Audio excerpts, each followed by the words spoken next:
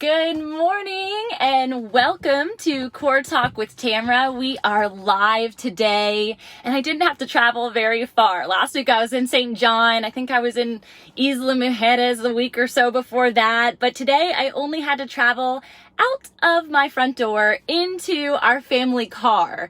Yes, if you're listening on the podcast, I am inside of a car right now. I have good acoustics, don't I?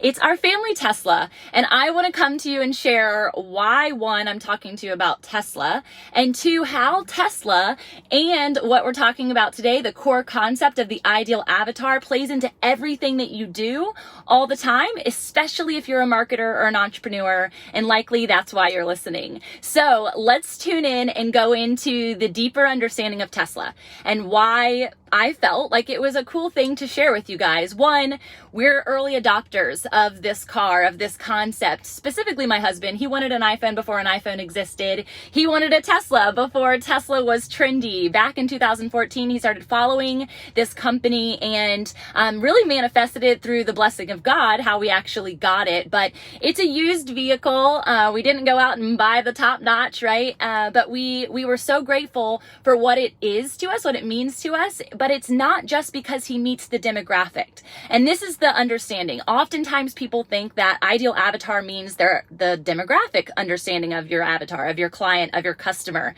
And so is that because he's, between the ages of 30 and 60, because he's male? No, he doesn't live in Silicon Valley, but he lives in Virginia Beach and he really likes tech stuff, right? So all of those things are applicable and through the lens of Tesla's demographic ideal avatar. But what I'm encouraging you to do in this core concept is go deeper. I want you to have a psychoanalysis, a deeper understanding of the emotional need of that person, or potentially a physical need depending on what it is that your business offers.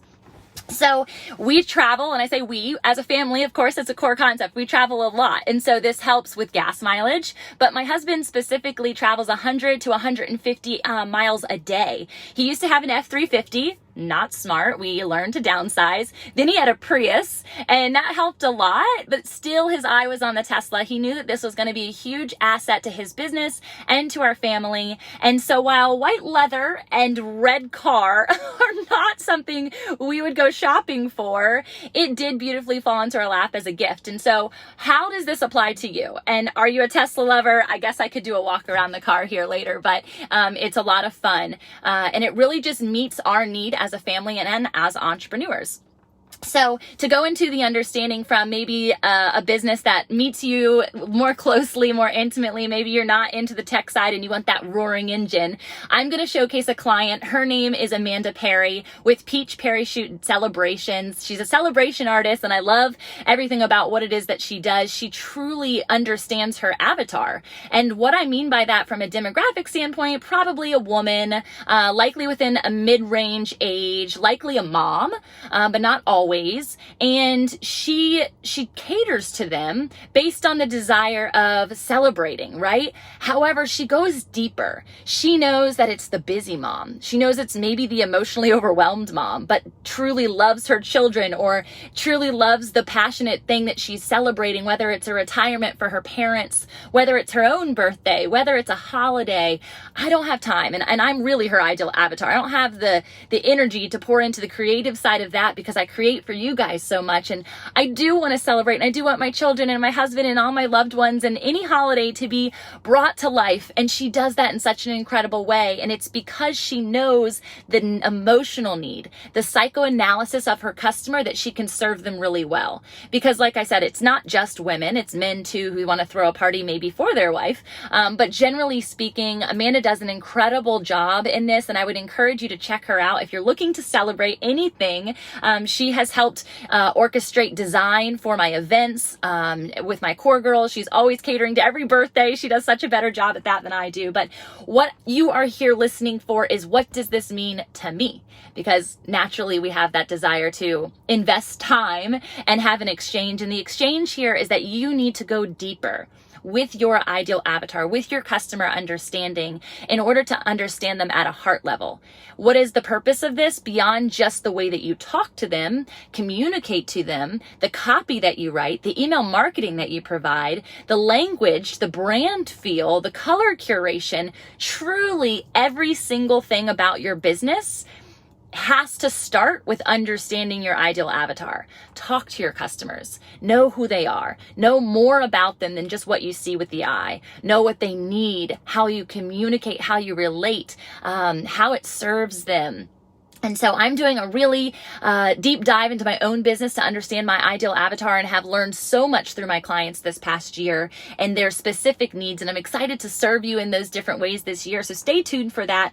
But we're not just here also about the transformation of your business. We're here to understand it through the lens of the Lord. What does He say? And what examples biblically can we go to understand ideal avatar? And there is no better place in the Bible than in John when Jesus talks to the Samaritan woman. Like, this is so beautiful, because the Pharisees and the Sadducees think that if He says He's royalty, wouldn't He only commune with us? Wouldn't He only commune with the Jewish culture? And so in John 9, actually we'll start in 7, it says, when a Samaritan woman came to draw water, Jesus said to her, "Will you give me a drink?" His disciples has gone into the town to buy food, so he's alone at this point. And the Samaritan woman said to him, "You are a Jew, and I am a Samaritan woman. How can you ask me for a drink?" For Jews do not associate with Samaritans. And what I love about this so much is that it truly shows the heart of the Father. It truly shows that from the outside looking in, your brand might have a feel, or your other customers or family members even, or those close to you, think that this is the person that you serve. But perhaps it's something so much different. Maybe it's the past version of who you were.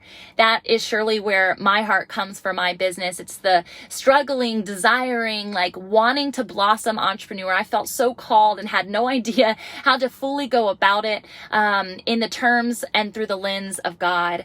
And so Jesus just truly gives us an example of being able to connect on a deeper level with the return on investment that's going to happen with this woman, right? With this woman at the well.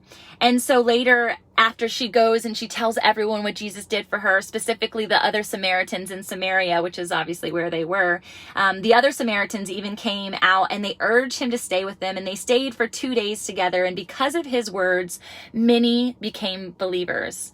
So how does this apply to Tesla? Tesla knew who it was that they wanted to come into communion with. Did they know it was going to be a family car with kids in the back seat, and I just had to wipe down this entire white leather with baby wipes before we went live? Probably not. But they also know that there's a deeper need, and that their car is providing something that goes beyond the traditional understanding of a car, a vehicle. It's serving the environment, it's serving the world, and ultimately it's serving us in a unique way. And I believe that Jesus's heart for his people is that he doesn't have to turn an eye to anybody, and that's the ultimate thing. He can serve everyone. However, I believe we're uniquely called to a specific type of people, and that if we can do our business, if we can flourish in that way, when we cast the net for the big fish, a lot of other fish are going to come along for the ride.